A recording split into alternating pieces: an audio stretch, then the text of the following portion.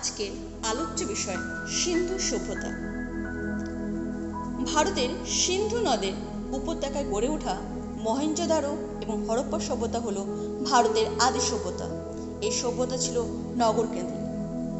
এখানে ধ্বংসাবশেষ দেখলেই বোঝা যাবে নগরগুলি পূর্ব পরিকল্পনা অনুসারেই তৈরি হয়েছিল। এখানে রাস্তা ছিল বেশ সোজা আর চওড়া।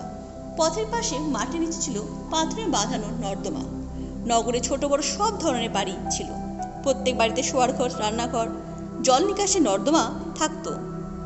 মহেঞ্জোদারোতে সকলের ব্যবহারের জন্য তৈরি ছিল অনেক স্নানাগার। এরকম একটা বিশাল স্নানাগারের ধ্বংসাবশেষ পাওয়া গেছে।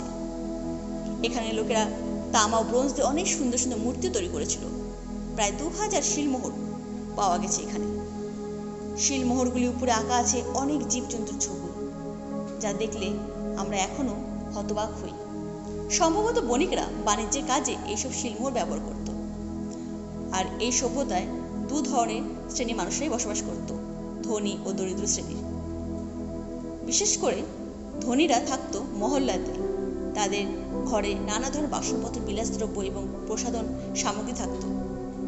অন্যদিকে গরিবরা বাস করত ভিন্ন মহল্লায়। সেখানে ছোট ছোট বাড়ি, ঘিঞ্জি পরিবেশ দেখা যেত। গরিব মানুষদের ঘরে আসবাবপত্র এবং বাসনপত্র খুবই কম ছিল। তারা রূপো, শাক, পোড়ামাটি ও পাথরের গয়না পরত। সোনার গয়না পরার সামর্থ্য ছিল না গরিব শ্রেণীদের। যাই হোক, এই সিন্ধু সভ্যতা দেখলে আমরা এখনো হতবাক হই যে তখনকার দিনে নগর পরিকল্পনা এতটা উন্নত কিভাবে হয়েছিল।